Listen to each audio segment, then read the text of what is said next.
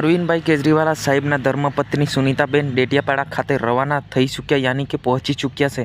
શું છે સમગ્ર મામલો, શું અરવિંદભાઈ કેજરીવાલા સાહેબ ક્યારે છૂટશે એ પણ ચર્ચા આપણે કરવાના છે વિડીયોની અંદર। વિડીયોને સ્ટાર્ટ કરતાં પહેલાં ચેનલ પર નવા આવો તો ચેનલને સબસ્ક્રાઈબ કરવાનું બિલકુલ ભૂલતા નહીં, કે આપણે ગુજરાતના અને ભારતના સૌથી મોટા સમાચાર આપણે જોવાના છે।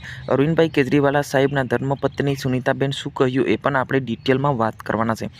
જ્યાં મિત્રો વાત કરવામાં આવે તો અરવિંદભાઈ કેજરીવાલ સાહેબ હાલ જોવા જઈએ તો 40 દિવસથી જેલમાં છે। જી હા મિત્રો, વાત કરવામાં આવે તો સુનીતાબેન ગઈકાલે ડેડિયાપાડા ખાતે પહોંચ્યા હતા ને એ ખુલ્લેઆમ પ્રજા સામે એવું જણાવ્યું હતું કે અરવિંદભાઈ કેજરીવાલા સાહેબને ખોટી રીતે ફસાવીને જેલમાં નાખવામાં આવ્યા છે, કે લોકસભાની ચૂંટણી આવવાના કારણે અરવિંદભાઈ કેજરીવાલા સાહેબને ખોટી રીતે ફસાઈને જેલમાં નાખવામાં આવ્યા છે, કેમ કે જ્યાં સુધી ચૂંટણી નહીં પતે ત્યાં સુધી અરવિંદભાઈ કેજરીવાલા સાહેબને જેલમાં જ પૂરી રાખવામાં આવશે એવું પણ લોકો કહી રહ્યા છે। આને લઈને તમારે શું કહેવું છે કોમેન્ટ બોક્સમાં અવશ્ય જણાવજો। શું ખરેખર અરવિંદભાઈ કેજરીવાલા સાહેબ જ્યાં સુધી ચૂંટણી નહીં પતે ત્યાં સુધી જેલમાં જ રહેશે કે નહીં રહે એ તમારે કોમેન્ટ બોક્સમાં અવશ્ય જણાવવાનું, કેમ કે ગઈકાલે જે એમના ધર્મપત્ની હતા એ આવ્યા હતા અને એને જણાવ્યું હતું કે ભરૂચની જે પ્રજા છે એ અરવિંદભાઈ કેજરીવાલા સાહેબને ખૂબ પ્રેમ કરે છે, ખૂબ ચાહત કરે છે, કેમ કે અરવિંદભાઈ કેજરીવાલા સાહેબ દરેક માટે સમાન છે અને દરેકને રોજગાર અપાવે છે,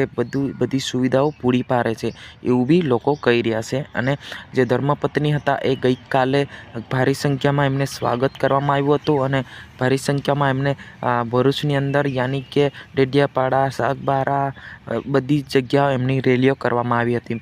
આ વખતે શું ખરેખર અરવિંદભાઈ કેજરીવાલાના સમર્થમાંથી યાની કે ચેતરભાઈ વસાવા ધારાસભ્ય છે અત્યારે એ લોકસભાની ચૂંટણી જીતી શકે છે એ તમારે કોમેન્ટ બોક્સમાં જણાવવાનું, કેમ કે હાલ જો દરેક પાર્ટીઓ ખૂબ મહેનત કરી રહી છે।